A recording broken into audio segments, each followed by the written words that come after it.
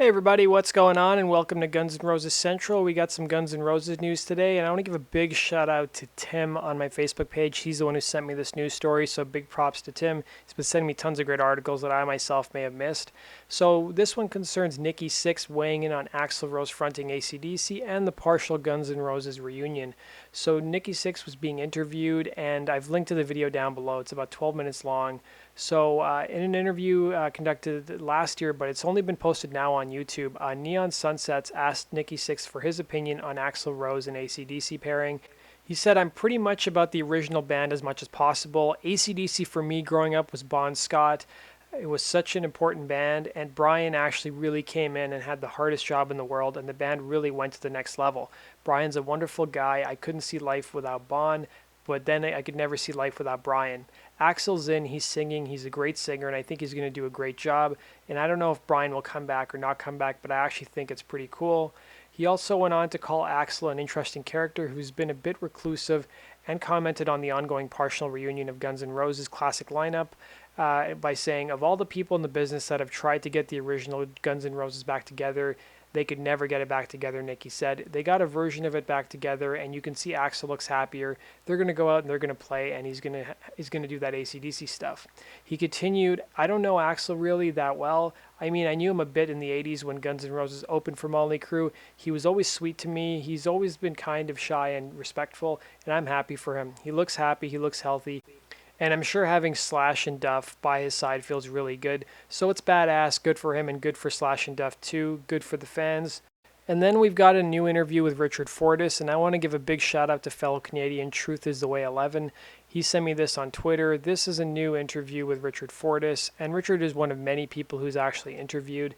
We've got Chris Shiflett from, of course, Foo Fighters. We've got Bruce Kulick of Kiss and Grand Funk Railroad, and Mike Ness of Social Distortion, just to name a few people who actually sat down. And they actually talked with Ultimate Guitar about the gear that they actually play with. So if you guys want to know Richard's setup and you want to read a lot of technical stuff about it, I've linked to the article down below for you guys to enjoy. There's really no talk about the Guns N' Roses reunion per se. So let's go on to our next news story. So it was Betta's birthday yesterday, actually, and we had some birthday wishes from Del James as well as from Dizzy Reed. I did check some of the other members' social media accounts, so I checked Richard Fortus's, I checked Slash, Duff, and Axl's. I didn't see any happy birthday wishes, but I'm sure they probably texted her or told her in person. So let's go on to our final piece of news for the day.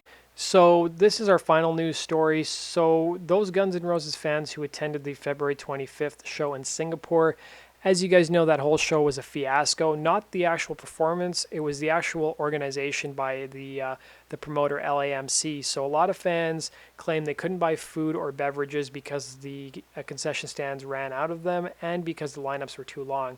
So typically the fans would pay for these items through a wristband, which would basically be preloaded with money. And typically any leftover money you have, as I understood, you wouldn't be able to get a refund on, but in this case they made a special exception. So to get refunds, concert goers can now go to a website, which I've linked to down below, and you just follow the instructions there. So refunds will be issued through PayPal, so those without an account will have to sign up for free to receive their funds, and concert goers should have on hand their personal details for verification, as well as their 8 alphanumeric serial number found on their wristbands as well. So that does it for today's Guns N' Roses news, guys. Thanks for watching. As always, let me know your thoughts on the news today in the comment section, and be sure to like this video if you enjoyed its contents, and be sure to follow me on Facebook and on Twitter. The links to my social media pages are down below. If you follow me on Twitter, I'll gladly follow you guys back, and be sure to hit the subscribe button if you guys want to stay up to date on all things Guns N' Roses and get some cool stories and retrospectives of the band, including my weekly podcast. So thanks for watching, guys, and have yourself a good day.